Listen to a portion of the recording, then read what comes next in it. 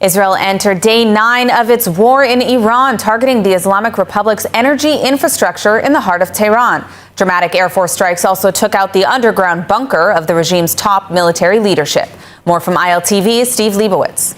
Israeli Air Force jets have struck fuel depots and storage facilities in and outside Tehran, linked to the Iranian Revolutionary Guard. Video from the scene shows large fires burning in the Iranian capital. The IDF says the targets were used to supply fuel for Iran's military and its network of proxy forces across the region. The strikes appear to mark the first time since the war began that Israel has hit Iran's national energy infrastructure in what Israeli sources describe as an attack on key pillars of the regime. Earlier, Israeli Air Force fighter jets destroyed a major underground bunker in Tehran used by Iran's top military leadership. The army said about 50 aircraft dropped nearly 100 bombs on the complex, a network of rooms and tunnels built under several city blocks and used by senior Iranian commanders to direct the war. The full results of the strike are still unclear, but Israeli officials now say that senior officials of Iran were inside at the time. לאחר השלמת שלב מהלומת הפתיחה המפתיעה, בו יצרנו עליונות האווירית ודיכאנו את מערך הטילים הבליסטיים, כעת אנו עוברים לשלב הבא במערכה, בו נגביר את הפגיעה ביסודות המשטר וביכולותיו הצבאיות. In a separate operation, the IDF says airstrikes at Tehran's Mehrabad International Airport destroyed 16 aircraft used by Iranian Revolutionary Guard's Quds Force. The army says the airport served as a key hub for moving weapons and money to Iranian-backed groups across the region, including Hezbollah in Lebanon. The IDF says that more than 400 military targets were hit in a single day, including missile launchers, drone depots, and air defense sites. Prime Minister Netanyahu is calling on the Revolutionary Guard to lay down their weapons. פעילי משמרות המהפכה, אלה שרודים בעם האיראני ברחובות, אומר לכם רק זאת, גם אתם על הכוונת. מי שיניח את נשקו, לא יעונה לו כל רע. מי שלא יעשה זאת, דמו בראשו.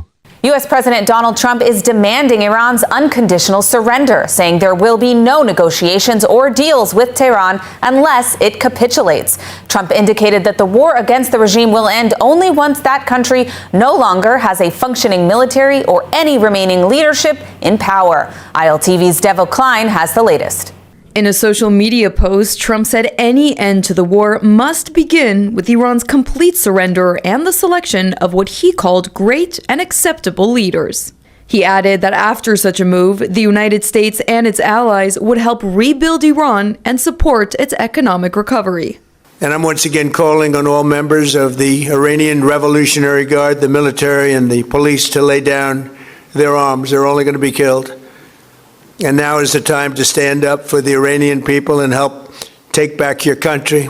This exchange comes as the United States and Israel continue airstrikes across Iran, while the country fires missiles and drones at Israel and targets across the region, raising fears the conflict could expand further in the days ahead.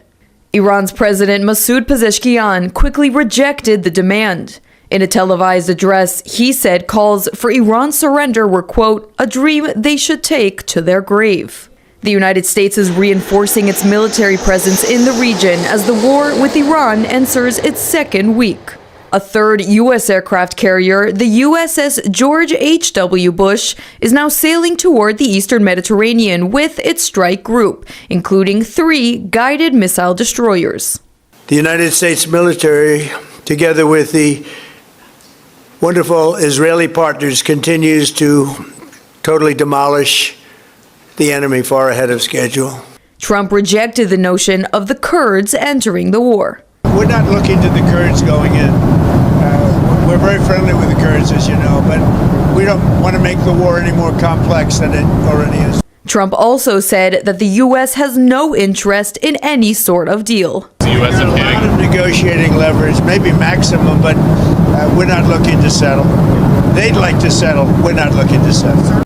Over the weekend, the northern front intensified. Hezbollah rockets and missiles have repeatedly targeted Israel, while the IDF has carried out airstrikes and limited ground operations across Lebanon.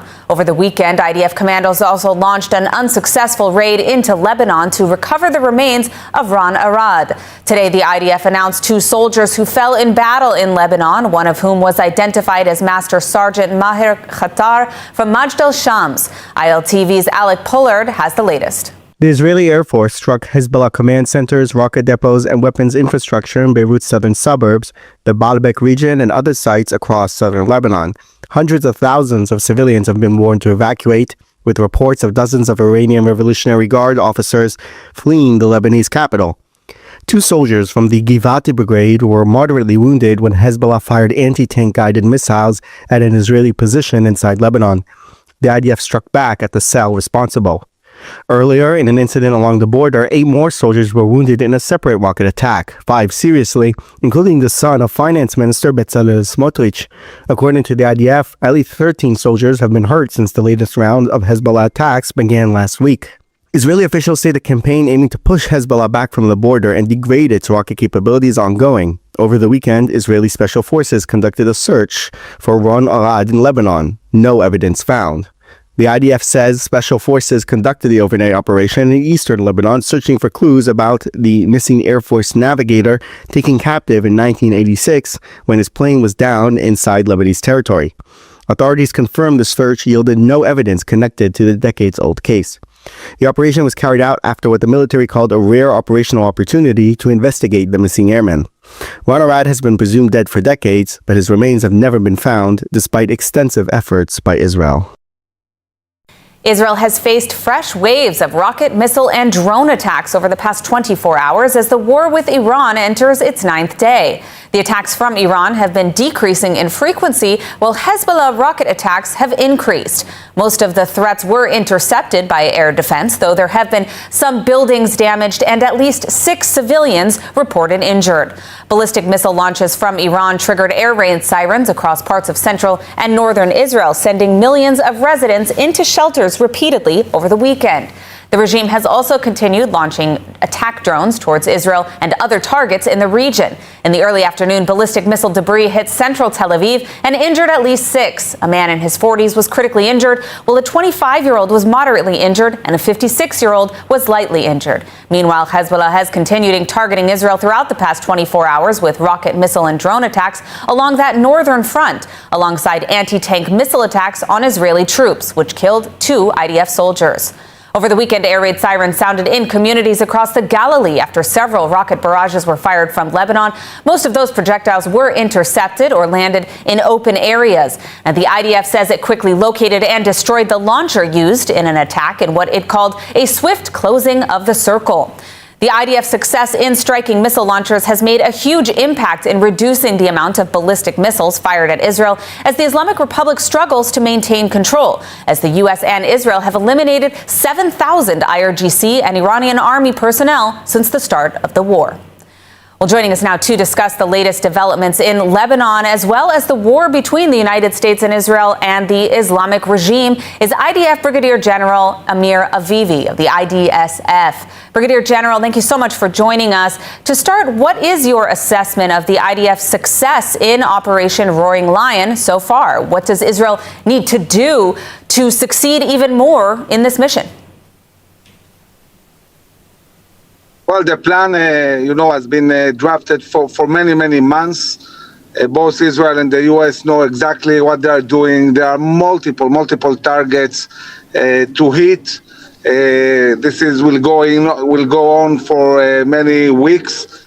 The idea is to completely dismantle all the command and control and capabilities of the Iranian regime.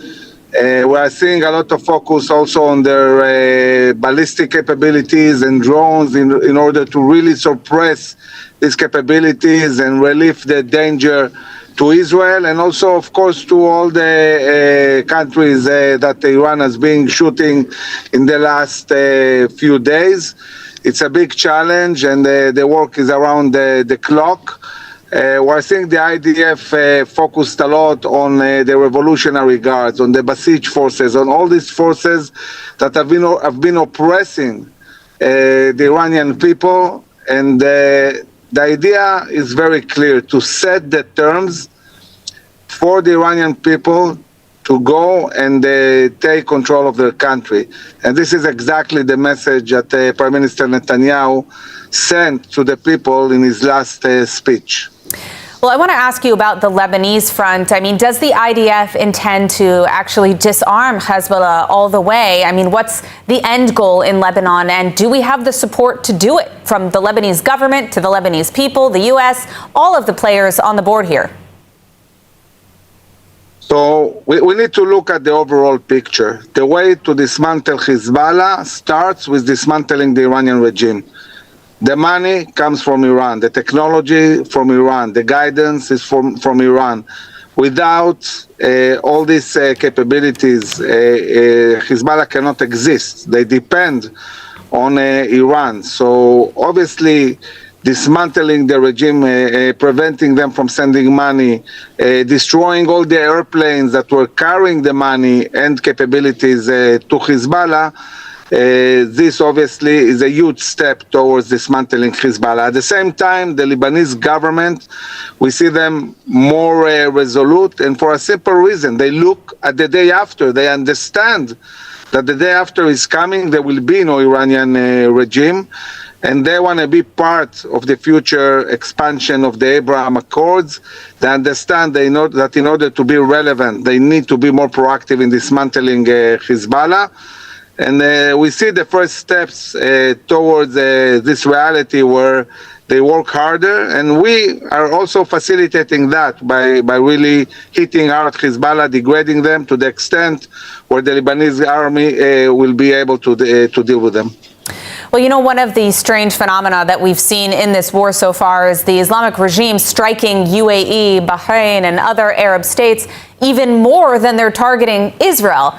What is the strategy behind this, and do you believe that the regime has overplayed their hand? So basically, they want to create chaos. They want to create international pressure on the U.S. to stop attacking. They cannot stop the attack itself militarily. So they're doing two things: creating international and regional pressure, or at least trying to. It's not working for them very well, because these countries are actually aligning with Israel and the U.S. and in a way joining the coalition. The other thing that they're trying to do is rise dramatically the prices of oil to create pressure in the markets, especially within the American society that is very, very sensitive to oil prices. And are doing so by attacking oil fields and refineries and disrupting the oil trade globally by operating around Hormuz. The response of the USA was to sink all their navy. 40 ships are now in the bottom of the sea, and the US has taken control of Hormuz strains. But still, they managed to bring up, at least momentarily, the oil prices, and this is their way to try and create pressure.